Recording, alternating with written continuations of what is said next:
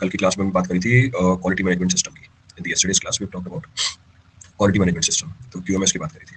आज हम बात करेंगे टोटल क्वालिटी मैनेजमेंट की। Today's class will be talking about total quality management. तो ओवरऑल लास्ट में उठाएंगे क्वालिटी मैनेजमेंट का।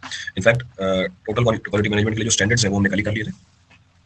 सो for TQM whatever standards are there that we have discussed yesterday, तो वो एनालिसिस हमने कल कर ली थी क्वालिटी मैनेजमेंट सिस्टम की। तो इनफैक्ट काफी सारी चीजें वहीं से उठ के आ जाएंगी। तो जो भी मैनेजमेंट सिस्टम हमने कल किया था वो बेसिक गाइडलाइन था। इनफैक्ट कल मेंशन भी किया था हमने कि जो क्यूएमएस है तो वो हमारा बेस बनेगा to ensure the quality of the product और सर्विस। आगे आपको उसके ऊपर एडअप करना पड़ेगा। तो बेस तो आपको यहाँ पर भी वही चीजें मिलेंगी। In base all the points will be add up, सारे पॉइंट्स वही एडअप होंगे। तो स्टार्ट करते हैं, will start with the TQ. Start करते हैं टोटल क्वालिटी मैनेजमेंट से। पहला पॉइंट तो ये बोल रहा है कि टोटल क्वालिटी मैनेजमेंट है क्या, what the meaning of total quality management. तो डिफाइन कर सकते हैं कि ये कॉम्प्रिहेंसिव और स्ट्रक्चर्ड अप्रोच है ऑर्गेनाइजेशन मैनेजमेंट की। तो अगर बड़ी पिक्चर देखें, we are talking about organization management, उसका एक छोटा सा पार्ट है क्वालिटी मैनेजमेंट। तो total quality management is a comprehensive and structured approach to the organization management, जिसका बेसिक पर्पस क्या है? जिसका बेसिक पर्पस है कि हमारे प्रोडक्ट और सर्विस की क्वालिटी क्या होती है, इंप्रूव होती है। किसको मीट करती है? कस्टमर का जो एक्सपेक्टेशन है उसको मीट करती है। तो ये कॉम्प्रिहेंसिव अप्रोच है जिसमें हम कंटिन्यूअसली अपने प्रोडक्ट और सर्विस की क्वालिटी को इंप्रूव करते रहते हैं और कोशिश करते हैं कि हम किसको मैच कर जाए, कस्टमर की एक्सपेक्टेशन को मैच कर जाए। ये हमारा बेसिक एम होगा। तो total quality management our aim will be this, to gradually increase the quality of our product और service and finally match to the customer expectation. अगर हमने इसको मैच कर दिया, आवर पर्पस अचीव्ड। इसका मतलब ये क्या है? एक दिन का काम नहीं है, ये कंटिन्यूअस प्रोसेस है। It is a continuous process which takes place over a period of time, जो टाइम के साथ चलती रहेगी। नेक्स्ट पॉइंट क्या बोल रहा है? नेक्स्ट पॉइंट बोल रहा है TQM involves the participation of all the members of the organization. TQM में जितने भी मेंबर्स हैं ऑर्गेनाइजेशन में, इन सबकी पार्टिसिपेशन की इन्वॉल्वमेंट है। कल भी हमने इसके बारे में बात करी थी। जो क्वालिटी है वो शेयर्ड रिस्पांसिबिलिटी है। तो सिर्फ लीडरशिप से नहीं आएगी कि उनको क्वालिटी प्रोडक्ट प्रोड्यूस करना है। It is a shared responsibility और ये चीज हमें क्लियरली कम्युनिकेट करनी पड़ती है। तो वही चीज मेंशन की हुई है यहाँ पे कि TQM involves the participation of all the members of the organization in improving the process, product and service and the organization culture. तो ये एम्फसाइज करता है किसके ऊपर? ये एम्फसाइज करता है कस्टमर के सेटिस्फेक्शन के ऊपर, एम्प्लॉय के इन्वॉल्वमेंट के ऊपर, प्रोसेस के मैनेजमेंट के ऊपर and importance of the data driven decision making. जो भी डाटा अवेलेबल है आपके पास उसके बिहाफ पे आप क्या करोगे? डिसीजन करोगे। कहने का मतलब है यहाँ पे डिसीजन हमारी गट फीलिंग के बिहाफ पे नहीं होता कि मन किया हमने ये कर लिया, डाटा के बिहाफ पे करेंगे। और ये भी पीछे करके आए थे, कहाँ पर हमें ज्यादा कॉस्ट इंप्लाई करनी है, ये हम किसके बिहाफ पे डिसाइड करेंगे?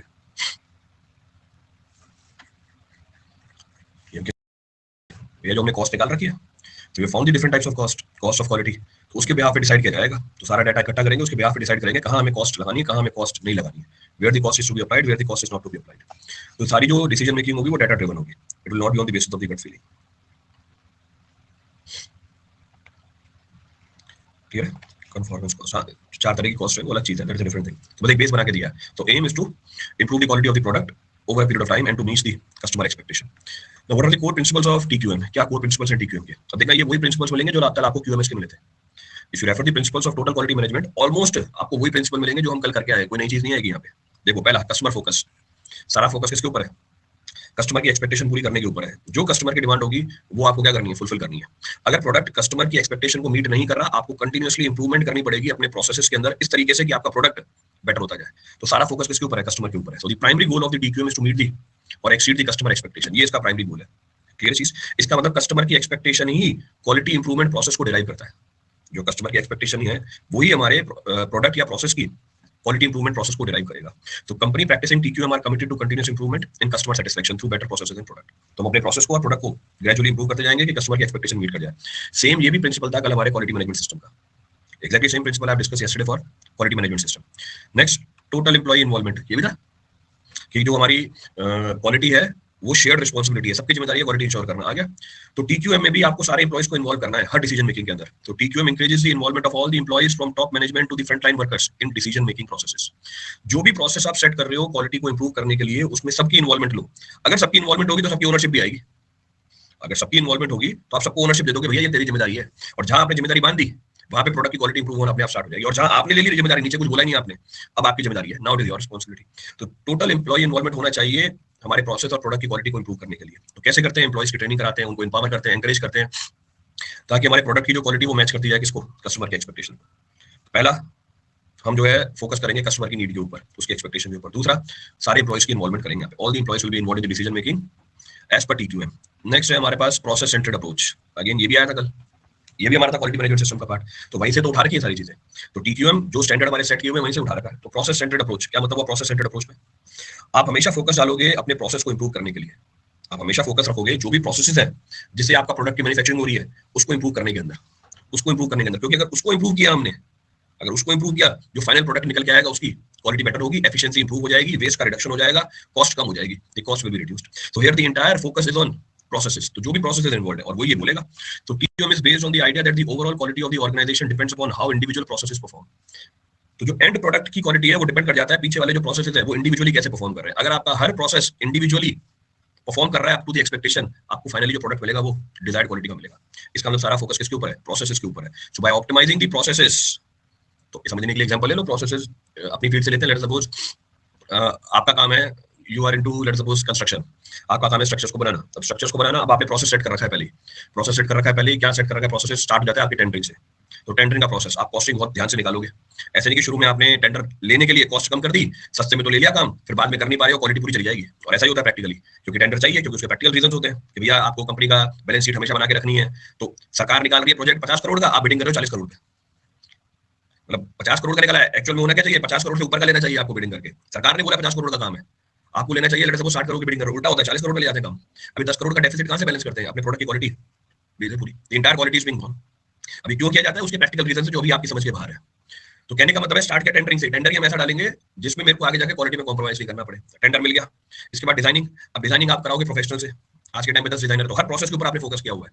फिर आपने डिजाइनिंग कराई, डिजाइनिंग के लिए आपने प्रूफ चेक कराया, प्रूफ चेक कराने के बाद एग्जीक्यूशन फेज में आया, एग्जीक्यूशन फेज में आया, आपके जो सुपरवाइजर्स हैं, आपके जो इंजीनियर्स हैं, वो प्रॉपर्ली ट्रेंड है। तो आप हर स्टेप में जो प्रोसेस है उसके ऊपर ध्यान दे रहे हो। जब इन सारे प्रोसेसेस को हमने इस तरीके से इंश्योर कराया कि इनमें कोई लैकुना नहीं है, जो आपका एंड प्रोडक्ट मिलेगा वो क्वालिटी का मिलेगा। The end product will be of quality. तो इसका मतलब क्या है? By optimizing the processes, organization can reduce the waste, can improve the efficiency, and can consistently produce the high quality product and services.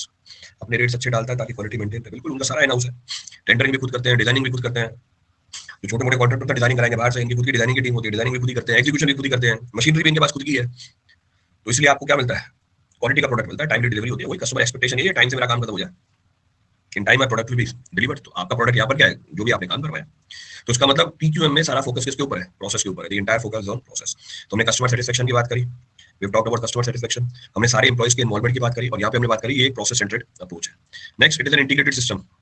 कहने का मतलब है टीक्यूएम कोई स्टैंड अलोन प्रोग्राम नहीं है कि अलग से आपने इस प्रोग्राम को चला रखा है। आपको ये इंटीग्रेट करना पड़ेगा अपने ऑर्गेनाइजेशन की हर एक एक्टिविटी के अंदर, ऑर्गेनाइजेशन की हर एक एक्टिविटी या हर एक डिपार्टमेंट के अंदर। कहने का मतलब है ये आपके मार्केटिंग का पार्ट भी बनेगा, ये आपके फाइनेंस का पार्ट भी बनेगा, ये आपके सेल्स का पार्ट भी बनेगा, ये आपके प्रोडक्शन का पार्ट भी बनेगा। जैसे मैंने भी बताया कि आपके फाइनेंस का पार्ट बना टेंडरिंग, वहां पर भी आपने टीक्यूएम को इन्वॉल्व कर रखा है।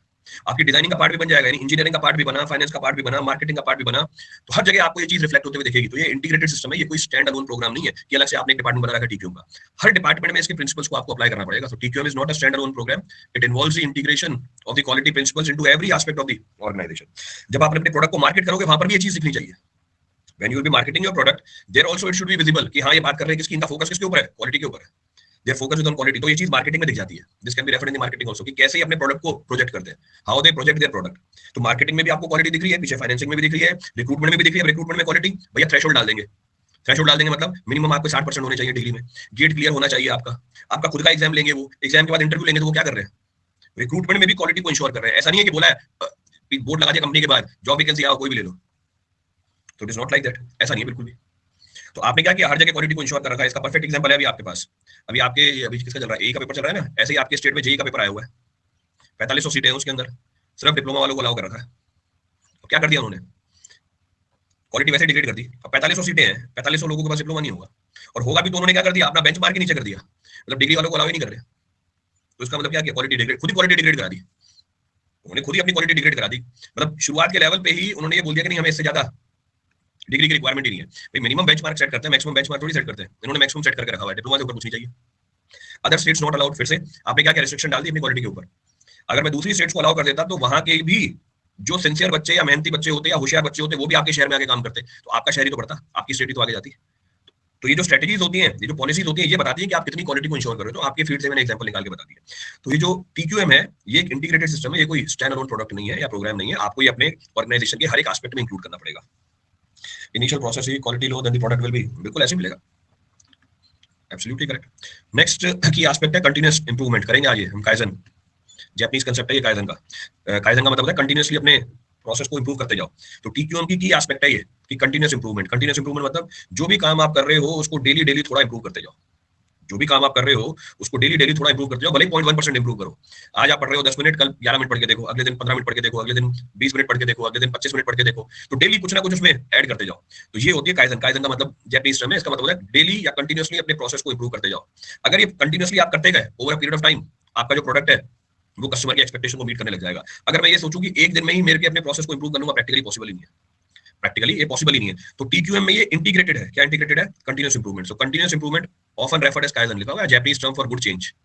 तो डेली आपको चेंज करना है, is the corner stone of TQM. ये कॉर्नर स्टोन है टीक्यूएम का। तो टीक्यूएम बोलता है रोज अपने प्रोसेस को थोड़ा सा क्या कर दो, इंप्रूव कर दो। So it involves a relentless pursue of small improvement in the processes over a time that leads to what, significant enhancement in the overall quality. जो आपकी क्वालिटी को ओवरऑल इंप्रूव कर देगा ओवर पीरियड ऑफ टाइम। इसके लिए आजकल देखते भी रहते हो और बिल्कुल सही बात भी है। जैसे एग्जांपल लेते हैं, आप अपनी क्वालिटी इंप्रूव नहीं कर रहे, 1 साल की बात कर रहे हैं, कितनी वैल्यू है? रोज उतना ही पढ़ रहे हो, आपको एक पर्टिकुलर आउटपुट मिल जाएगा। आपको एक पर्टिकुलर आउटपुट मिल जाएगा। इसके करस्पॉन्डिंग आप 1% रोज बढ़ाते जाओ। 1% रोज बढ़ाता गया, 1% कितना बढ़ा? 1.01। यही 1%। देखो रिजल्ट क्या निकल के आ रहा है। आप 1% रोज क्या करते जाओ, इंप्रूव होते जाओ। तो 1% कोई बड़ी चीज है ही नहीं।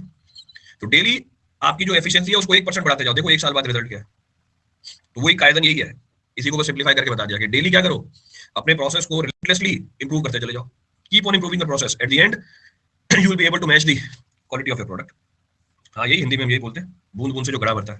तो आप ये सोचो कि नहीं एक बार में घड़ा भर जाएगा मेरा, नहीं होगा, प्रैक्टिकली नॉट पॉसिबल। तो ये निकाल सकते हो कितने गुना निकल के आ रहा है, देखो कैलकुलेट करो।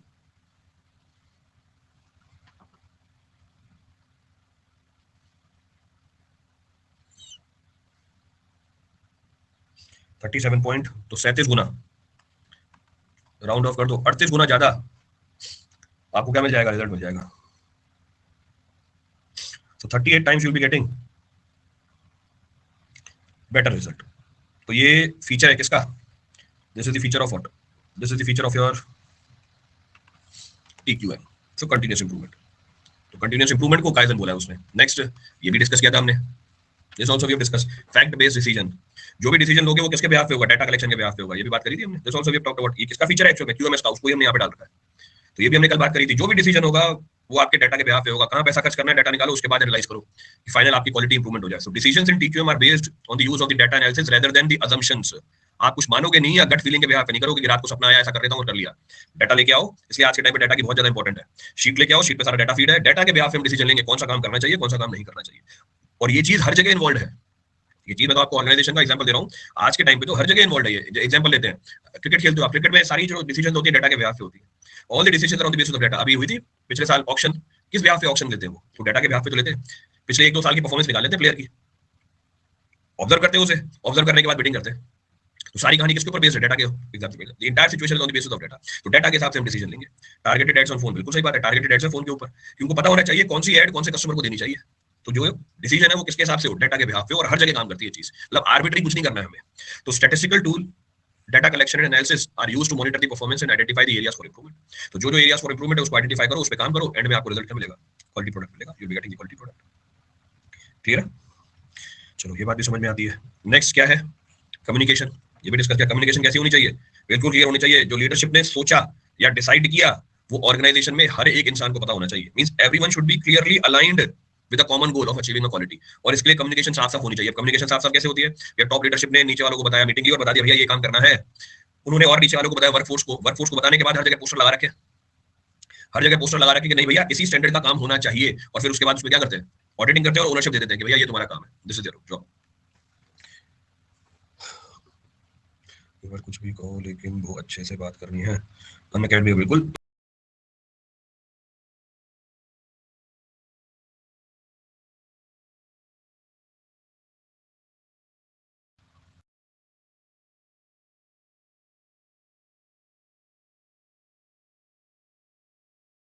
is essential tool of TQM. So information must be shared at all the levels of the organization. जो भी इंफॉर्मेशन है शेयर होनी चाहिए सारे लेवल्स पे, और उनको अलाइन करना है with your quality goals and objective. जो भी क्वालिटी गोल और ऑब्जेक्टिव है उसके साथ हर एक इंसान अलाइन होना चाहिए। तो ये भी क्या है, सिग्निफिकेंट फीचर है हमारे TQM का। This is the significant feature of the TQM। तो n नंबर ऑफ एस्पेक्ट्स है हमारे पास TQM के, n number of aspects are available. आगे बढ़ते हैं, 5C अभी आएगा। तो ये हमारे एस्पेक्ट खत्म हो गए, these are the aspects that we have talked about. तो 7 एस्पेक्ट है, there are 7 aspects that we have talked about. तो 7 की फीचर है TQM के। आगे बढ़ते हैं फिर, तो 5C अभी आ जाएगा आगे। तो next of the point of reference is key components of TQM. अब हम बात करेंगे की कंपोनेंट्स की। So we talking about the key components. अभी तक हम बात कर रहे थे प्रिंसिपल्स की, अब हम बात करेंगे की कंपोनेंट्स की। पेज नंबर सही आ रहा है? हाँ, सही आ रहा है। The first of the component of TQM is leadership commitment. जो पहला की कंपोनेंट है टीक्यूएम का वो है लीडरशिप की commitment. It means the leadership should be committed and focused in achieving the desired quality. जो लीडरशिप है वो कमिटेड होनी चाहिए, क्योंकि बीच में बहुत सारे इश्यूज आएंगे आपको, N number of issues will be there in between. जब प्रैक्टिकली चीजों को एग्जीक्यूट करने जाते हैं, जैसा सोचते हैं और जब हम एग्जीक्यूशन में जाते हैं बहुत सारी दिक्कतें आती हैं। अब जब बहुत सारी दिक्कतें आती हैं, बीच में हम छोटा रास्ता अपना लेते हैं हमेशा, जिसको आप बोलते हो यार एडजस्ट कर लो, या ये जुगाड़ से कर लिया हमने, वो जुगाड़ और एडजस्टमेंट बीच में से हट जाना चाहिए। तो जो आपका अल्टीमेट गोल है उसके ऊपर लीडरशिप हमेशा फोकस होनी चाहिए। तो इसके लिए आपका टाइम भी लगेगा, इसके लिए आपका पैसा भी लगेगा। तो अगर वो लीडरशिप फोकस नहीं है, you will B deviating from between. तो जो की कंपोनेंट है टीक्यूएम का वो हमेशा ये होता है कि भाई हमारी लीडरशिप फोकस है towards the commitment of quality और नॉट। तो वही मेंशन कर रहा है, for TQM to be successful top management must commit to the principle and goals of the programme. तो जो भी आपके प्रिंसिपल्स है, कौन से प्रिंसिपल, अभी 7 प्रिंसिपल बताए पीछे, तो टॉप लीडरशिप कमिटेड होनी चाहिए उन सातों प्रिंसिपल्स के लिए, यानी उनको इंप्लीमेंट भी करना है हमें। यानी कि बस बोल दिया आगे इंप्लीमेंट नहीं है, you have to implement that also. So leaders are responsible for setting up the vision, providing the resources and creating an environment where the quality is valued. तो बोल तो क्या क्वालिटी प्रोडक्ट हम बनाएंगे, जब रॉ मटेरियल आप लेने जा रहे हो बोल रहे नहीं इससे ज्यादा पैसा नहीं देंगे आपको। तो दोनों बातें कॉन्ट्राडिक्टरी है ना। अगर आप क्वालिटी रॉ मटेरियल नहीं लोगे तो प्रोडक्ट भी क्वालिटी का नहीं मिलेगा आपको, you not be getting the quality product also. तो कहने का मतलब है हमारी लीडरशिप की कमिटमेंट होनी चाहिए towards the goals of what और visions of what, achieving the quality product. Leader को मारे मारे क्या बोल रहे भाई। चलो next component of TQM. Next component of TQM is same employ की इन्वॉल्वमेंट। भी कहा गया, यही से हटा दिया। तो नेक्स्ट कंपोनेंट इज एम्प्लॉय की इन्वॉल्वमेंट। तो अगेन ये तो हमारे प्रिंसिपल में भी था, this was our principle also. तो प्रिंसिपल था टीक्यूएम का, एम्प्लॉय को इन्वॉल्व करना है, उसको ओनरशिप देनी है, उसको ओनरशिप देनी है, और आपके जो भी क्वालिटी मैनेजमेंट के गोल्स हैं एम्प्लॉइज को अलाइन करना है उसके लिए, एम्प्लॉइज को अलाइन करना है उसके लिए। तो उनको एंगेज कर दो इन सारे कामों के अंदर। तो टेक्निक जैसे आप क्या कर सकते हो, टेक्निक जैसे टीम वर्क, टीम में काम कराओ, उठा के अकेला काम नहीं करने दो, टीम में काम कराओ। जब टीम में काम कराएंगे, अगर एक इंसान क्वालिटी से काम कर रहा है, दूसरा इंसान शर्म के मारे नहीं करेगा, टाइम वेस्ट। जैसे एग्जांपल है आपकी किचन है, किचन में 5 लोग काम कर रहे हैं, एक इंसान अपना काम करने के बाद टेबल साफ कर रहा है, करना सबको है, बाकी सब नहीं कर रहे हैं। वो जो इंसान टेबल साफ करके जा रहा है उसको देख के शर्म के मारे कर लेंगे, यार उसने भी तो अपनी टेबल साफ करी, मैं भी तो अपनी टेबल साफ कर लूं। तो है एक छोटी सी चीज, कहने का मतलब है टीम में काम कराओ, आइसोलेटेड काम नहीं कराओ। इसलिए आपने देखा होगा जब जो भी कंपनीज होती हैं उसमें सारे जो एम्प्लॉइज होते हैं उनको एक साथ बिठाया जाता है, अलग अलग सेक्टर में ग्रुप बना देते हैं, बे बना देते हैं, और पूरी टीम को एक साथ बिठाते हैं, और उनका एक लीडर होता है, उनको एक टीम लीडर प्रोवाइड कर देते हैं, और उसकी रिस्पांसिबिलिटी होती है क्वालिटी को इंश्योर करना। It's his responsibility to ensure the quality is attend और नॉट। लाइब्रेरी में भी ऐसे करते हो, same is the case in library. तो कहने का मतलब है टीम वर्क कर दो, उन्हीं से सजेशन लो कि भैया कैसे काम किया जाए, उन्हीं से हम सजेशन लेंगे कि प्रैक्टिकली कैसे काम किया जाए। जो लोग क्वालिटी को इंश्योर करते हैं उनको इन टीम्स में इन्वॉल्व कर दो, एक एक इंसान इन सबके बीच में डाल दो जो क्या करता है, क्वालिटी से काम करता है। तो इसको हम बोल देते हैं कि एम्प्लॉय की इन्वॉल्वमेंट है इसके अंदर, so employees are involved in it. ठीक है। Next of the component is process management. Target दे देना चाहिए, टारगेट तो मिलता ही है सबको, टारगेट इज ऑलवेज देयर। अगर नहीं भी लेता टारगेट, एम्प्लॉय खुद टारगेट लेता है, भैया ये मेरा टारगेट है, this is my target. Quality is everyone's responsibility, बिल्कुल सही बात है, क्वालिटी हर एक इंसान की रिस्पांसिबिलिटी है। ये चीज हमें कम्युनिकेट करनी पड़ती है। जब आप उनको इन्वॉल्व करोगे इन सारी चीजों में, then only they will be understanding the responsibility. अगर आप उनकी इन्वॉल्वमेंट नहीं रखोगे, उन्हें कुछ पता ही नहीं लगेगा। तो you have to involve them, आपको इन्वॉल्व करना पड़ेगा। Next is process management. अभी हमने पीछे क्या बोला था, टीक्यूएम का जो प्रिंसिपल था वो ये था कि प्रोसेस सेंटर्ड अप्रोच है। प्रिंसिपल जो थी वो प्रोसेस सेंटर्ड अप्रोच थी। आपको हर एक प्रोसेस को ऊपर ध्यान देना पड़ेगा जो अल्टीमेटली प्रोडक्ट की क्वालिटी को इंश्योर कर रहा है। अब जब मैं कंपोनेंट बता रहा हूं टीक्यूएम का, तो हमने बोला प्रोसेस को मैनेज करो। तो प्रिंसिपल में क्या था, प्रोसेस सेंटर्ड अप्रोच। तो अब हर एक प्रोसेस की मैनेजमेंट करनी है आपको। You have to maintain each and every process which is involved in the manufacturing of your product और सर्विस और प्रोसेस। तो आप प्रोडक्ट भी बेच सकते हो, आप सर्विस भी बेच सकते हो। तो इसके पीछे जितने भी प्रोसेस लगे हुए हैं उन सबकी मैनेजमेंट करनी पड़ेगी आपको। You have to manage each and every aspect. In fact इसका एक परफेक्ट एग्जांपल है, इसके पैरेलली आपका एक टॉपिक चल रहा है इन्वेंटरी मैनेजमेंट। अभी कल किया था हमने, इन्वेंटरी की मैनेजमेंट करी थी। इसका एस्पेक्ट ही था वो इन्वेंटरी की मैनेजमेंट, मतलब कि आपका जो स्टॉक है आप उसको भी मैनेज कर रहे हो, तो वो प्रोसेस की मैनेजमेंट ही तो है। तो मेरा काम है प्रोडक्ट्स को मैन्युफैक्चर करना। मैन्युफैक्चर करने के लिए मुझे क्या चाहिए, रॉ मटेरियल चाहिए। उस रॉ मटेरियल को भी मैंने क्या कर रखा है, मैनेज कर रखा है। उस रॉ मटेरियल को भी मैंने मैनेज कर रखा है। तो एक प्रोसेस की मैनेजमेंट कर रखी है। इसी तरीके से आपने अलग अलग प्रोसेसेस को मैनेज कर रखा है, एवरी प्रोसेस भी मैनेज। तो टीक्यूएम एम्फसाइज करता है किसके ऊपर, प्रोसेस मैनेजमेंट के ऊपर। So each and every process which is leading to the manufacturing of your product is to be managed properly. आपको ये आइडेंटिफाई करना पड़ेगा कि अगर आपका जो प्रोसेस है वो रिजल्ट या आउटपुट नहीं दे रहा जैसा देना चाहिए, तो उसके इफेक्ट को या कॉज को पता करो और एलिमिनेट करो। और इसलिए हमने टूल्स कर रखे पीछे, क्वालिटी कंट्रोल के हमने टूल्स भी एनालाइज कर रखे हैं, और उसमें एक टूल था हमारा cause and effect diagram. It was one of the tool of quality control. तो वो मेंशन भी कर रखा है कि tools such as flow chart, cause and effect diagram, process mapping are used to visualise and manage the processes. तो जब भी आप किसी प्रोसेस को एनालाइज कर रहे हो, इन टूल्स की आप मदद ले सकते हो, और इन टूल्स से हेल्प कैसे मिलती है वो हमने अलग से चैप्टर में कर रखी है। That's it. लीडरशिप कमिटमेंट से मुकर जाए तो सर मारपीट कर सकते हैं, बिल्कुल कर सकते हो। तुम अपना काम कर सकते हो, बाकी देखो सारे अलग अलग डिपार्टमेंट है, फिर बाकी डिपार्टमेंट भी अपना काम करेंगे, तो इसके अलावा बाकी डिपार्टमेंट भी तो है, फिर वो भी अपना काम कर रहे होंगे।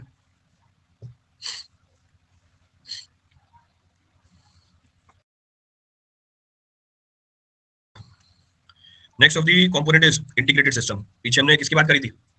पीछे हमने प्रिंसिपल की बात करी थी कि भैया टीक्यू में एक इंटीग्रेटेड अप्रोच है, टीक्यू में एक इंटीग्रेटेड अप्रोच है, हर एक डिपार्टमेंट में इंक्लूड होनी चाहिए। यहाँ पे आके कंपोनेंट में हम क्या बोल रहे हैं कि भैया इंटीग्रेटेड सिस्टम है, कहने का मतलब है टीक्यूएम को हर डिपार्टमेंट में इंक्लूड करो।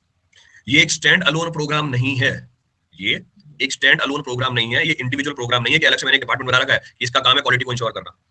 तो ये कोई डिपार्टमेंट नहीं मिलेगा आपको, हर डिपार्टमेंट में क्वालिटी इंश्योर करानी है आपको। तो एक ऑर्गेनाइजेशन में 1000 तरह के डिपार्टमेंट मिल जाएंगे, एचआर होगा, फाइनेंस होगा, एडमिन होगा, इंजीनियरिंग होगा, प्रोक्योरमेंट होगा, तो हर डिपार्टमेंट में आपको क्या करना है? टीक्यूएम को इंटीग्रेट करना है। तो TQM is an integrated system that requires the alignment of all parts of the organisation. जितने भी पार्ट्स हैं आपके ऑर्गेनाइजेशन के, सबको अलाइन करना पड़ेगा। एक भी बाहर चला गया इस सिस्टम के, रिक्वायर्ड क्वालिटी नहीं मिलेगी आपको। क्यों? आपस में लड़ते रह जाएंगे, आपस में लड़ते रह जाएंगे। और प्रैक्टिकली बता रहा हूं मैं, एक डिपार्टमेंट दूसरे से लड़ता रहता है, मतलब आधी कंपनियां तो इस वजह से प्रोग्रेस नहीं कर पाती कि बाहर की सिचुएशन तो चलो ठीक है, वहां से तो लड़ना ही लड़ना है, अंदर ही लड़ते रहते हैं। एक डिपार्टमेंट दूसरे डिपार्टमेंट से लड़ रहा होता है, फाइनेंस वाला बोलता नहीं मैं पेमेंट नहीं करूंगा, मेरे को बिल ला के दो, दूसरा बोलता है नहीं मेरे को अर्जेंट बिल करनी है, मेरे लिए बहुत इंपॉर्टेंट है क्लाइंट, बोलता नहीं पहले प्रोटोकॉल फॉलो करो। तो अब फाइनेंस वाले को ये बात समझ में नहीं आएगी। एक इंजीनियरिंग डिपार्टमेंट बोलेगा मेरे को ये एम्प्लॉय चाहिए, मेरे को रिक्वायरमेंट है प्रोजेक्ट के अंदर इसकी, मेरे को रिक्वायरमेंट है प्रोजेक्ट के अंदर इसकी, मेरे को इमीडिएटली हायर करना है, मना कर देगा एचआर वाला, नहीं एचआर वाला मना कर देगा, नहीं इसके पास डिग्री नहीं है। तो आपको पता है कि वो आपका काम करके दे देगा, पर उसके पास डिग्री नहीं, तो ये इंटरनली कन्फ्लिक्ट होते रहते हैं हर डिपार्टमेंट के अंदर। तो कहने का मतलब है जितने भी डिपार्टमेंट है वो अलाइंड होने चाहिए, all the departments should be aligned towards a common goal that is to ensure the quality product. तो कहने का मतलब है ये आपस में एक दूसरे को बनाते रहते हैं, आधा टाइम इसी में वेस्ट हो जाता है, और ये होना भी चाहिए। कहने का मतलब है discussion should be there in order to understand that whatever we are doing is leading to a common goal और नॉट, वो एक कॉमन गोल की तरफ अप्रोच कर रहा है या नहीं कर रहा है। मेरे घर के पास रोड बनी, 2 महीने बाद उसमें एक्सकवेट करके वायरिंग डालने लगे दूसरे डिपार्टमेंट वाले।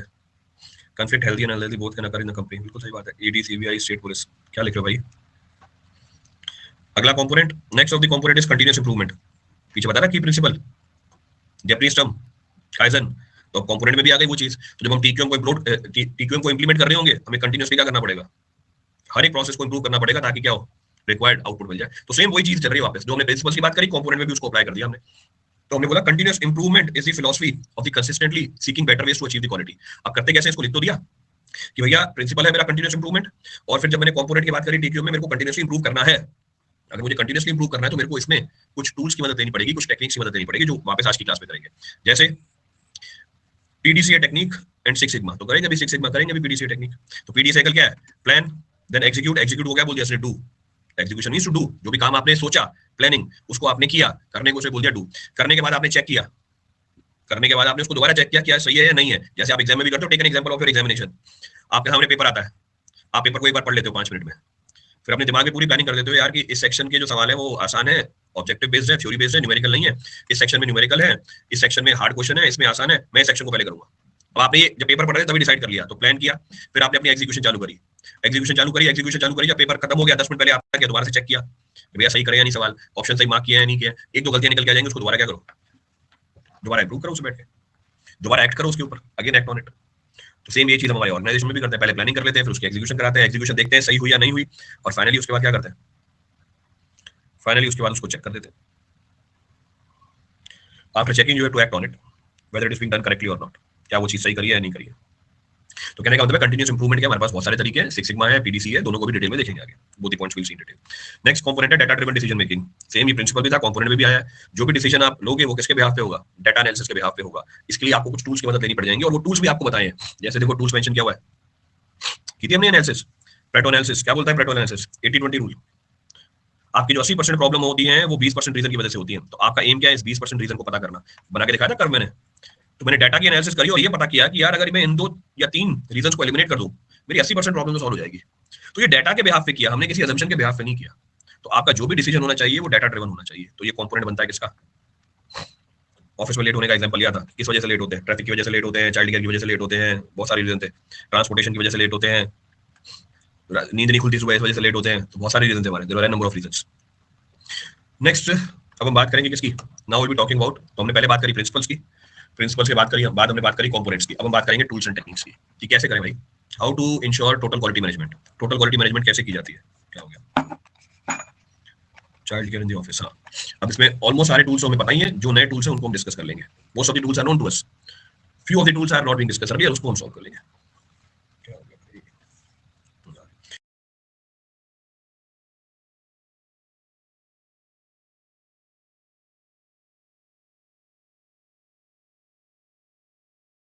ऑफ टीक्यूएम, टीक्यूएम के टूल्स और टेक्निक, पहली फेथो एनालिसिस कर रखा है हमने, दिस वी हैव डिस्कस्ड 80-20 का rule in detail, we have talked about this. तो आपकी मेजॉरिटी की जो प्रॉब्लम होती है 80%, वो कुछ ही फैक्टर्स की वजह से होती है 20%।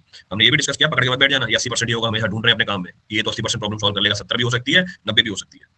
तो इसलिए मेजॉरिटी बोला है, ब्रैकेट में क्या डाला है, ऑफन 80%, इसलिए फ्यू डाला है यहाँ पे, ऑफन कितना है 2%, कोई हार्ड एंड फास्ट नहीं है ये। तो जो सेंस है इसका वो ये है कि आपकी ज्यादा से ज्यादा प्रॉब्लम बहुत ही कम फैक्टर्स की वजह से होती है। तो ये हमारी टूल एंड टेक्निक है, अगर आपने एनालिसिस को किया, आप अपनी 20% प्रॉब्लम को आइडेंटिफाई करो, उसको एलिमिनेट करो, आपका 80% काम इफेक्टिवली हो जाएगा। नेक्स्ट हमारा फिशबोन डायग्राम, बताया था ये भी, इशिकावा डायग्राम। क्या होता है, कॉज एंड इफेक्ट, जो पोटेंशियल कॉजेज हैं डिफेक्ट के, जो पोटेंशियल कॉजेज हैं डिफेक्ट के और उसके क्या इफेक्ट होंगे, वो हमें इस डायग्राम से पता चल जाते हैं, वो हमें इस डायग्राम से पता चल जाते हैं। तो अगर आपको कॉजेज पता चल गए और उनका इफेक्ट पता चल गया, आप उसको एलिमिनेट कर सकते हो, यू कैन एलिमिनेट दिस। तो ये टूल भी आपको मैंने पीछे बता रखा है, ये आया था हमारा चैप्टर नंबर 3 में, फिशबोन डायग्राम। तो ये भी कोई नई चीज नहीं है हमारे लिए। Flow charting, this is also being discuss, flow chart बताया था, फ्लो चार्ट में हर एक सिंबल का मतलब बताया था और एक फ्लो चार्ट बना के भी दिखाया था आपको। तो आप क्या करो, फ्लो चार्ट के फॉर्म में अपनी सारी प्रॉब्लम को लिख दो। फ्लो चार्ट की मदद से हम क्या कर सकते हैं, क्योंकि ये पिक्टोरियल फॉर्म में होता है, इट्स अ पिक्टोरियल डायग्राम, आप जो बॉटल नेक है उसको आइडेंटिफाई कर सकते हो। वहां पूछा था बॉटल नेक क्या होती है, बॉटल नेक का मतलब प्रॉब्लम कहां फंस रही है, वो हमें फ्लो डायग्राम के फॉर्म में दिख जाती है। तो हम उस प्रॉब्लम को एलिमिनेट करके अपनी प्रोसेस को इंप्रूव कर सकते हैं। हिस्टोग्राम की बात कर रखी है हमने, we have talked about histogram, we have talked about control chart. तो आप अपने प्रोसेस को कंट्रोल चार्ट के ऊपर शो कर सकते हो। अगर आपके जो डेटा पॉइंट्स हैं कंट्रोल लिमिट से बाहर चले गए, कंट्रोल लिमिट कौन सी हो सकती है, अपर कंट्रोल लिमिट भी हो सकती है, लोअर कंट्रोल लिमिट भी हो सकती है। तो अगर आपके डेटा पॉइंट्स कंट्रोल लिमिट से बाहर चले गए, इसका मतलब your process is out of control, ये आपका प्रोसेस आउट ऑफ कंट्रोल है। तो प्रोसेस आउट ऑफ कंट्रोल हुआ, अब यहाँ पे जाके पकड़ोगे भैया ये क्यों आउट ऑफ कंट्रोल हुआ, तो स्पेशल कॉज हो सकता है। तो स्पेशल कॉज ढूंढो जाके, हो सकता है यहाँ पे आके क्या हो, मशीन खराब हो गई हो, यहाँ पे आके बेल्ट टूट गई हो, तो मशीनरी भी कर रहे हो आप, हो सकता है बेल्ट टूट गई हो, कन्वेयर बेल्ट इसलिए आपका प्रोडक्ट नहीं आ रहा हो सकता है गियर खराब हो गई हो, N Y X Y Z कुछ भी रीजन हो सकती है। तो कंट्रोल चार्ट मुझे क्या करते हैं, हेल्प करते हैं ये पता करने में कि कहाँ पर प्रॉब्लम आई है, where the problem comes. Trend भी अगर वेरी हुआ तो स्पेशल वेरिएशन, बिल्कुल कौन सा ट्रेंड होता है ये भी डिस्कस कर रखा है। तो ये टूल्स तो हमने पीछे कर रखे हैं, कोई नहीं है, ये सारे टूल्स किसके थे, क्वालिटी कंट्रोल के थे, और हम उसी की बात कर रहे हैं टोटल क्वालिटी मैनेजमेंट की, कि टोटल क्वालिटी मैनेजमेंट के टूल्स और टेक्निक्स क्या है। तो क्वालिटी कंट्रोल के सारे टूल्स आ गए यहाँ पे, all the tools are there. यहाँ के वर्कर्स इनएफिशिएंट हो, बिल्कुल रीजन में भी यानी। Next tool is six sigma, ये हमने नहीं कर रखा था पीछे, this we have not done, ये अभी डिटेल में डिस्कस करूंगा आगे मैं, I discuss this point in detail कि भैया सिक्स सिग्मा क्या होता है। हाउएवर अभी डिफाइन करने के लिए हम बोल सकते हैं six sigma is a technique and tools for process improvement. ये टेक्निक होती है आपके प्रोसेस को इंप्रूव करने की, जो की प्रिंसिपल था हमारे टीक्यूएम का, जो की प्रिंसिपल था हमारे टीक्यूएम का, that focuses on reducing the variability and defects. इसका फोकस किसके ऊपर होता है, आपके प्रोसेस की वेरिएशन को घटाते जाना। अगर आपके प्रोसेस की वेरिएशन कम होती जाएगी, डिफेक्ट अपने आप कम होते चले जाएंगे। अब ये किसको यूज करता है, दो टेक्नोलॉजी होती है इसके अंदर, उन दोनों टेक्नोलॉजीज को हम डिस्कस करेंगे कि जो सिक्स सिग्मा है दो प्रिंसिपल्स के ऊपर काम कर रहा होता है, डिटेल में देखेंगे क्या है सिक्स सिग्मा। इनफैक्ट जो सिविल के बच्चे हैं उनको पता है इसके बारे में, मैकेनिकल वालों को भी पता है। पर्ट सीपीएम कर रखी है आपने, यू डन पर्ट सीपीएम, तो एक थोड़ा बहुत आइडिया तो आपको दे ही देता हूं। Since you have done PERT CPM, आपने प्रोबेबिलिटी निकाली हुई है, कौन सा नेटवर्क डायग्राम प्रोबेबिलिटी के ऊपर बेस्ड है, पर्ट या CPM, which of the technique is based upon probability. तो पर्ट बेस्ड है हमारी प्रोबेबिलिटी के ऊपर, चलो पर्ट बेस्ड है हमारी प्रोबेबिलिटी के ऊपर। तो प्रोजेक्ट क्या फॉलो कर रहा होता है, the entire project as a whole follows normal probability distribution. ये बनाई होगी आपने कर्व पे, नॉर्मल प्रोबेबिलिटी डिस्ट्रीब्यूशन की। ये हमारी मीन वैल्यू है, ये हमारा है म्यू माइनस सिग्मा, ये है म्यू प्लस सिग्मा, ये है हमारा म्यू माइनस 2 सिग्मा, ये है हमारी म्यू प्लस 2 सिग्मा, ये है हमारी म्यू माइनस 3 सिग्मा, ये है हमारी म्यू प्लस 3 सिग्मा, बनाई हुई है कर। तो फिर आपने निकाला था what is the probability of a project being completed in between mu minus sigma and mu plus sigma. Probability वहां पे थी प्रोजेक्ट के कंप्लीशन की, ये कर रखा है ना 68%, ये कर रखा है आपने 68%। फिर म्यू माइनस 3 सिग्मा और म्यू प्लस 3 सिग्मा के बीच में प्रोबेबिलिटी कितनी है प्रोजेक्ट के कंप्लीशन होने की, यहाँ पे प्रोबेबिलिटी थी 99.7%। तो 99.7% चांसेस हैं कि आपका जो प्रोजेक्ट है वो म्यू माइनस 3 सिग्मा और म्यू प्लस 3 सिग्मा के बीच में कंप्लीट हो जाएगा। तो यहाँ पे जो म्यू है वो क्या है, टाइम है। यहाँ पर जो म्यू है आपके पर्ट के अंदर ये टाइम होता है कि 99.7% चांसेस हैं कि आपका प्रोजेक्ट इस टाइम के बीच में खत्म हो जाएगा, यही था। अब यहाँ पे मेरे क्वालिटी मैनेजमेंट में ये क्या आ गया, ये नंबर ऑफ डिफेक्टिव आइटम्स आ गए।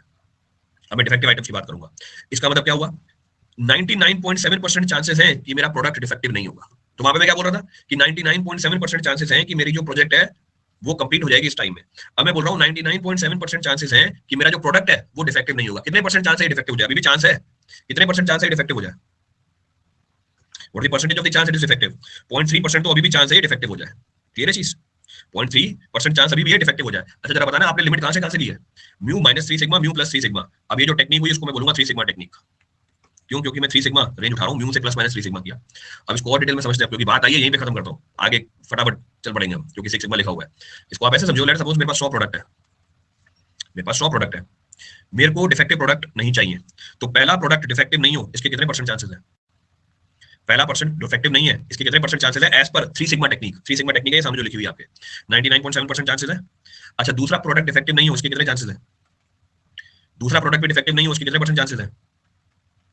99.7। तीसरा प्रोडक्ट भी डिफेक्टिव नहीं हो उसके कितने परसेंट चांसेस है? 99.7। ऐसे ही 100वां प्रोडक्ट डिफेक्टिव नहीं है इसके कितने परसेंट चांसेस है? 99.7। इसका मतलब क्या आ गया? ये जब मैंने कैलकुलेशन करी कि मेरे पूरे मैन्युफैक्चरिंग के अंदर कोई भी डिफेक्टिव प्रोडक्ट नहीं आए, इसकी प्रोबेबिलिटी निकाली मैंने, तो उसकी प्रोबेबिलिटी आई मेरी 0.997 रेज़ टू द पावर 100।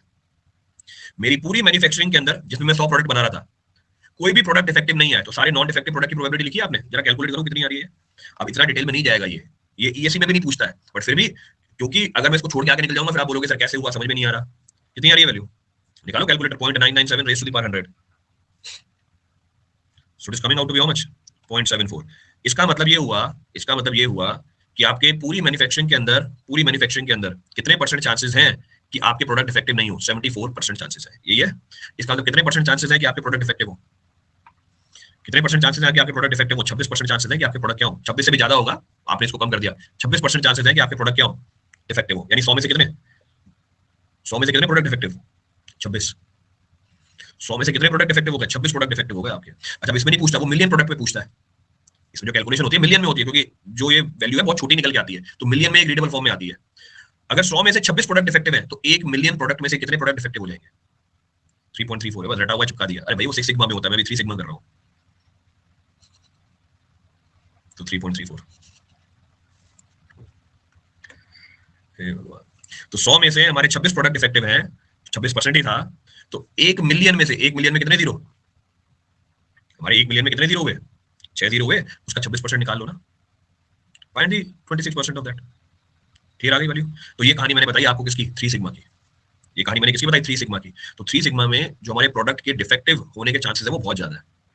हमारे प्रोडक्ट के डिफेक्टिव होने के चांसेस क्या है? बहुत ज्यादा है। इसलिए हम कंसेप्ट लगाते हैं 6 सिग्मा का। अब 6 सिग्मा क्या है भैया? और लो, म्यू प्लस 6 सिग्मा और mu minus 6 sigma. Mu minus 6 sigma, यहां तक आप पहुंचे नहीं होगे वहां पे आपके बर्ड सीपीएम में, यहीं पे काम खत्म कर दी होगी। क्यों? क्योंकि तुम्हें को प्रिसीजन बहुत ज्यादा चाहिए। आप जहां पर इस टेक्निक को लगाते हैं वहां पे प्रिसीजन इतना नहीं चाहिए होता है, तो आप 3 सिग्मा से काम चला लेते हो। अब मैं गया हूं 6 सिग्मा तक। म्यू माइनस 3 सिग्मा और म्यू प्लस 6 सिग्मा के बीच में जो एरिया है इस कर्व का, यानी प्रोबेबिलिटी है जो अकरेंस की कि आपका जो प्रोडक्ट है वो नॉन डिफेक्टिव हो, कम्स आउट टू बी 99.9996। 99.9996 ये प्रोबेबिलिटी है कि आपका प्रोडक्ट क्या रहेगा? नॉन डिफेक्टिव रहेगा। Your product will B non defective. इसका मतलब अगर मैं 100 प्रोडक्ट बना रहा हूं तो जरा बताओगे प्रोबेबिलिटी कितनी आएगी नॉन डिफेक्टिव प्रोडक्ट की? सेम ये कैलकुलेशन रिपीट करूंगा, I repeat the same calculation, check करके देखो। जीरो। भैया जीरो तो तब आएगी जब माइनस इंफिनिटी से इंफिनिटी लूंगा। जीरो तो तब आएगी जब माइनस इंफिनिटी से इंफिनिटी लूं। When I go for minus infinity to infinity. तो बस यही है 6 सिग्मा हमारी। तो आप अपने प्रोसेस को तब तक रिपीट करते जाओगे, आप अपने प्रोसेस को तब तक रिपीट करते जाओगे जब तक आपके सारी वैल्यूज किसके बीच में लाई नहीं कर जाती। आपकी सारी वैल्यूज लाई कर जाए म्यू माइनस 6 सिग्मा से लेके म्यू प्लस 6 सिग्मा के बीच में। अगर हमने इसको इंश्योर कर दिया, अब आपके प्रोडक्ट के डिफेक्टिव होने के चांसेस नेग्लिजिबल हो जाएंगे। कितने हो जाएंगे? एग्जैक्ट वैल्यू पीछे बता दूंगा, क्योंकि राउंड ऑफ किया हमने बहुत जगह। यहाँ पर भी आपने राउंड ऑफ करके बताया था 26% नहीं होती है, इट्स नॉट 26%। वैसे यहाँ पर भी 0.004 नहीं होती है, पर जो कंसेप्ट है वो यही है 6 सिग्मा का। तो ये 6 सिग्मा वर्ड कहाँ से निकल के आया है? वो 6 सिग्मा वर्ड का कंसेप्ट ये है कि आप जो अपनी रेंज ले रहे हो वो कहाँ से ले रहे हो? म्यू माइनस 6 सिग्मा से लेके म्यू प्लस 6 सिग्मा के बीच में ले रहे हो। Then by the name comes what? 6 sigma. ठीक है? तो ये भी क्या है? बिल्कुल यही करेंगे, और क्या करेंगे? 99 नहीं, 0.99 भाई। यहाँ पे देखो ना 0.99 लिखा हुआ है ना, मतलब यहाँ 0.997 रेज़ टू द पावर 100 किया, और जब मैंने वैल्यू चेंज कर दी तो 99.99 करेंगे ना सर।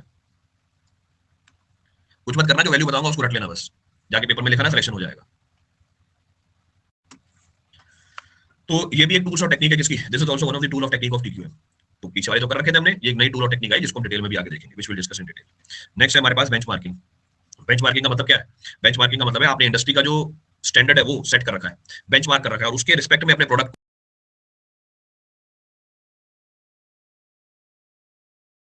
आईफोन के रिस्पेक्ट में आपका प्रोडक्ट कितना अच्छा है और कितना बुरा है। तो हम क्या करते हैं? हर एक प्रोडक्ट की बेंचमार्किंग भी करते हैं। तो ये भी एक टूल है टीक्यूएम का। This is also one of the tool and technique of TQM. तो 6 टूल्स और टेक्निक्स बताए आपको टीक्यूएम के। तो पहले हमने बात करी किसकी? प्रिंसिपल्स की। फिर हमने बात करी किसकी? Then we have talked about components of TQM. फिर हमने बात करी किसकी, then we have talked about what, फिर हमने बात करी कि क्या क्या टूल्स होते हैं, टेक्निक्स होते हैं टीक्यूएम के। अब हम बात करेंगे क्या बेनिफिट्स हैं। बेनिफिट्स खत्म हुए, फिर हम सिक्स सिग्मा पे आ जाएंगे डिटेल में। Then will talk about six sigma, कि भैया है क्या, बता दो दिया वैसे मैंने, बट फॉर्मली उसको मेंशन कर देंगे, विल मेंशन दिस फॉर्मली। इस सिक्स सिग्मा के अलावा भी दो टेक्निक और होती है, काइजन वाली वो बता दीजिए, और एक होती है लीन मैन्युफैक्चरिंग। तो ये तीन टेक्निक्स भी इन्वॉल्व है उसी के अंदर, तो उसको कंप्लीट करेंगे, आपका टीक्यूएम खत्म। तो क्या बेनिफिट्स है टीक्यूएम में, खुद ही बता सकते हो। आपके प्रोडक्ट की क्वालिटी क्या हो जाएगी, इंप्रूव हो जाएगी। एफिशिएंसी क्या कर जाएगी, प्रोडक्शन की बढ़ जाएगी। कॉस्ट बचेगी, cost will be saved, efficiency will be increased. Next, enhance customer satisfaction, एम ही ये था पहला, कस्टमर फोकस्ड, ये तो प्रिंसिपल था पहला। तो आपके कस्टमर की सेटिस्फैक्शन क्या कर जाएगी फिर से बताइएगा सिक्स सिग्मा। नेक्स्ट बेनिफिट क्या है, आपके सारे एम्प्लॉय एंगेज हो जाएंगे और मोटिवेटेड रहेंगे कि भैया हमें भी डिसीजन मेकिंग का पार्ट बना रहे हैं। तो ये बेनिफिट है, this is benefit of TQM. Next, आपका प्रोडक्ट कंटीन्यूअसली क्या करता रहेगा, इंप्रूव होता रहेगा। तो वही प्रिंसिपल से चल रहा है वहां पे, बस लिखने का तरीका चेंज कर दिया। तो there will be continuous improvement in your product, तो ये बेनिफिट है टीक्यूएम का। अगला, लॉन्ग टर्म सक्सेस मिलेगी। सारी जो मेहनत कर रहे थे हम किसके लिए करते हैं, कि फाइनली हमारा एंड में जाके प्रोडक्ट क्या हो, क्वालिटी का मिले। तो you will be getting long term success, customer satisfied रहेगा, प्रॉफिट मार्जिन बढ़ जाएंगे आपके, आपकी एफिशिएंसी बढ़ जाएगी, आप हाई वैल्यू चार्ज कर सकते हो अपनी क्वालिटी के लिए, मार्केट में आपकी कॉम्पिटिटिव एज रहेगी। तो आगे अगला पॉइंट ये रिडक्शन इन कॉस्ट। तो अगर आपने इसको अटेन कर लिया, कॉस्ट की क्या हो जाएगी, गुडविल। वही आप बोल सकते हो, आप ज्यादा वैल्यू क्यों चार्ज करोगे, क्योंकि आपकी गुडविल बढ़ जाएगी, तो उसको गुडविल बोल सकते हो आप। तो to lead to reduction in cost. Next, जब आप टीक्यूएम को अप्लाई करने जाओगे, जब आप टीक्यूएम को अप्लाई करने जाओगे, बहुत रेजिस्टेंस आएगा। ये भी कल किया था हमने, there will be huge resistance, huge pushback for this. और आना भी चाहिए, आता है। जब भी कोई चेंज आता है हम क्या करते हैं, उसको रेजिस्ट करते हैं। अब इसमें क्या दिक्कत आएगी, देखो पहला पॉइंट, रेजिस्टेंस टू चेंज, कोई एक्स्ट्रा पैसे नहीं मिलेंगे इसका आपको। बता रहा है ये चीज कहीं ना कहीं पहले भी आई हुई है कि रेजिस्टेंस आएगी इसके लिए, भाई कोई एक्स्ट्रा पैसे तो मिलेंगे नहीं। तो जो एम्प्लॉय होती है वो सोचता क्या है कि भैया एक्स्ट्रा काम आ गया मेरे सर पे, मतलब मेरे सर पे एक्स्ट्रा काम आ गया और मेरे को चेक करेगा ये कि मेरे को क्वालिटी का काम करके देना है। तो भैया शुरू में रेजिस्टेंस आती है, तो वो कल्चर डेवलप करना पड़ता है। So it to develop over a period of time. तो धीरे धीरे वो कल्चर और प्रोसेस डेवलप होती है, तो रेजिस्टेंस आती है अगेंस्ट दिस चेंज। दूसरा भैया टाइम कंज्यूमिंग है बहुत, लॉन्ग टर्म कमिटमेंट लेनी पड़ेगी, एक दिन में नहीं होगा ये। It will not be a one time process, it will take a time. जो लोगों की मेंटालिटी है उसको चेंज करने के लिए, जैसे मैंने बोला ना कि एडजस्ट कर लेंगे, अरे कर लेना यार, यही बोलेंगे वहां पे जाके, अरे यार थोड़ा सा तो चेंज है, कर ले, क्या फर्क पड़ता है। जब आप दूसरे से काम करवा रहे हो वो ये तो बोलेगा अरे यार थोड़ा सा तो चेंज है, नहीं भैया सही करके दे। जब आपको बोलोगे ना नहीं सही करके दे, फिर रेजिस्टेंस आएगी उससे कि भैया ऐसा क्यों बोल रहा है। तो कहने का मतलब है, जब भी आप इसके ऊपर एम्फसाइज करोगे, आपको हमेशा आगे से क्या मिलेगी, रेजिस्टेंस मिलेगी। Next, resource incentive. Resource intensive मतलब huge resources will be required, time, man power, money, सारी चीजें लगेंगी इसके अंदर। तो ये भी एक पुशबैक है। तो लीडरशिप इसमें भी पीछे जा सकती है कि भैया मेरे पास 5 लोग हैं काम करने के लिए, मैंने एक लगा दिया, एक जने को क्वालिटी इंश्योर करने के लिए, तो हो गया काम। तो ये रिसोर्स इंटेंसिव है, तो रिसोर्सेज की रिक्वायरमेंट रहती है, और रिसोर्स हमेशा लिमिटेड रहते हैं, अनलिमिटेड रहते हैं।